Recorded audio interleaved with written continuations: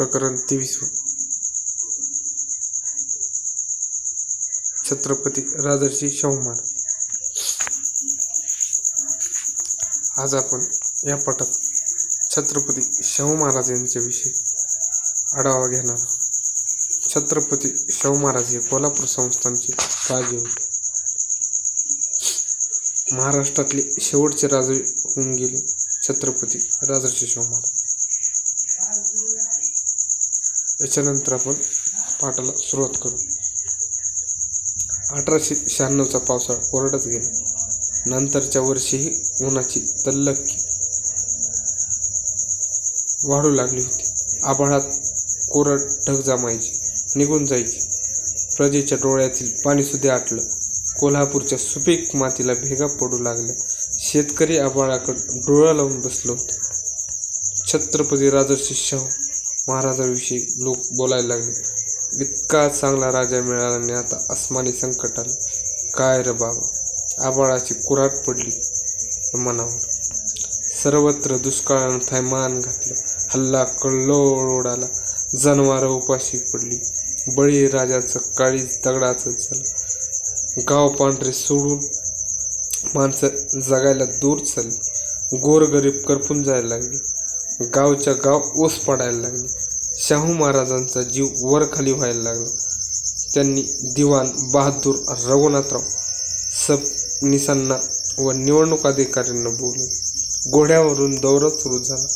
थंडीचे दिवस बोचऱ्या थंडीचा जाणीव घोड्यावरून काही होत नव्हती, पण फाटकं तुटकं पांघरून रानोमाळ फिरणाऱ्या गरीब रयतेची अवस्था महाराजांना कळत। गड हिंगलज, रायबाग, काटकोळ भागात दुष्काळानं झोडपलेल्या रयतेला थीर देत महाराज फिरत। भर दुपारी उन्हांचा मारा न जुमानता महाराज स्वतः भेटायला येतात।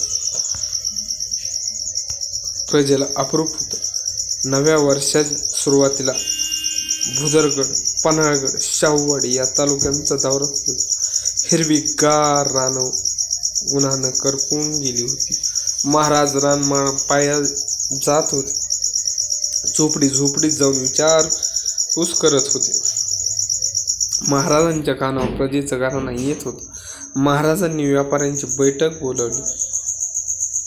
बंधूंनो, दुष्काळानं हाकार माजवलेला तुम्ही बघतच आहात। मी स्वतः संस्थानात दौरा काढून प्रजेची दयनीय अवस्था पाहिलेली आहे। तुम्ही जशी माझी प्रजा तशीच शेतकऱ्यांनी, गोरगरीबही मजुरीही माझीच प्रजा। तुम्ही धान्यांच्या किमती कमी केल्या तर 2 वेळेला 4 घास त्यांच्या पोटात जातील। तुम्ही धान्यांची विक्री खरेदीच्या किमतीला करा। खरेदीच्या दरात प्रजेला धान्य मिळायला लागलं तर प्रजा तुम्हाला दुवा देईल आणि आम्ही नुकसान होऊ देणार नाही। तुमचा तोटा आम्ही दरबारातून भरून देऊ। त्यामुळे धान्यांच्या किमती उतरल्या। प्रजेला रास्त दरात धान्य द्यायला थोडं तरी परवडायला लागलं। महाराजांच्या मार्गानुसार काही व्यापाऱ्यांनी एकत्र येऊन थोडी पुंजी जमा केली। त्या रकमेमधून एक स्वस्त धान्य दुकान सुरू झालं। तिथून प्रजेला स्वस्त धान्य योग्य प्रमाणावर मिळायला लागलं। शहरातल्या बाकींच्या व्यापाऱ्यावर या गोष्टीचा चांगलाच परिणाम झाला। त्यांनाही फायदा न घेता ना नफा ना तोटा या तत्वावर धान्य विकायला सुरुवात केली। महाराजांनी दरबारातून बिनव्याजी कर्ज वाटायचा हुकूम दिला। व्यापारी कर्ज घेत त्यातून धान्याची खरेदी करत, ते धान्य विकत आणि रक्कम दरबारी जमा करत, अशी एक व्यवस्था तयार केली। पाण्याचाही प्रश्न ज्वलंत होता। महाराजांनी युद्ध पातळीवर हालचाली सुरू केल्या। विहिरीत गाळ काढा, नदीकाठी विहीर खोदा, दरबारातून लागेल तेवढा खर्च करा। महाराजांनी आदेश दिले। त्यांनी राज्यातल्या नदी नाल्यांचीही पाहणी सुरू केली आणि बांधकाम खात्यातल्या इंजिनियर्सना घेऊन आणखी करायच्या तयारीला लागले। जिथं शक्य होतं तिथं नदी नाल्यावर बांधारे घालून वाया जाणार पाणी अडवायची योजना राबवण्यात आली। नावे, तलाव कुठे बांधता येतील याचाही पाहणी झाली। वडगाव, शिरोळ, रोकडी या गावात नवे तलाव बांधून लोकांना पाणी द्यायला सुरुवात केली। विहिरींचा गाळ काढून त्यांची खोली रुंदी वाढवल्यामुळे तिथं पाणी साठायला लागलं। प्रजेची गरजेपुरत्या पाण्याची सोय झाली। शेतकऱ्यांची जित्रा उपासपोटी मरू लागली। महाराजांनी जनावरांच्या छावण्या उभ्या करून जनावरं आणली। त्यांना वैरण, दाना, गोटा देऊ लागली। राज्यानं उभारलेल्या सरकारी थट्टीत गरिबांची, शेतकऱ्यांची जित्रावर जगली। संस्थानाच्या मालकीच्या जंगलात गुरं चरायला मोकळीक दिली। महाराजांनी हुकूम दिला, सगळा खजिना रिकामा करा, पण शेतकऱ्यांना जगवा, जनावरांना जगवा, प्रजेला जगवा, कोणाची हेळसांड होऊन देऊ नका. महाराजांनी दरबारात सांगितलं, प्रजेला धान्य आणून दिलं, जनावरांना चारा पाणी आणून दिलं. महाराज तेवढ्या भागत नाही, बाकी सगळं विकत घ्यायला त्यांच्याकडे पैसे नाही. त्यांना पैसे देण्यासाठी काम काढायचे, रोजगार हमी योजना राबवायची. आपल्याकडे रस्ते चांगले नाहीत, ते करून घ्या. ब्रिटिश हाती सुद्धा रस्त्याची कामं काढा.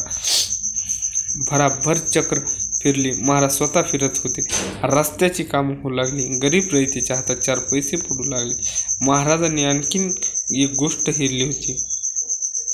रस्त्याच्या कामावर बायका येतात, त्या कामात असतात तेव्हा त्यांची चिलीपिली झाडाखाली आणि इकडं तिकडं फिरतात, उपाशी राहतात, रडतात. त्यांच्याकडे कोण बघत नाही, म्हणून त्यांनी दरबाराला हुकूम दिला, आजच्या आज छावण्या उघडा. आया नेमाने त्यांना पोराबाळाची व्यवस्था करा, प्रत्येक कामावर व्यवस्था करा. महाराजांनी हुकूम, रोजगार हमीच्या प्रत्येक ठिकाणी शिशु संगोपनगृह चालू झाली. बाया बाबड्यांची करपणारी माया सावलीत विसावली. अशा प्रकारे आपण या पाठात राजर्षी छत्रपती शाहू महाराज यांचा आढावा घेतला की एखाद्या रयतेला राजा कसा असावा. याचं उत्तम उदाहरण म्हणजे छत्रपती राजर्षी शाहू महाराज हे होय. या पाठातून आपण बरंच काही शिकलो की राजा कसा असावा, राजांनी काय काय केलं पाहिजे, काय काय काम केलं पाहिजे. ही कामं एवढं या पाठात बघितलं. धन्यवाद.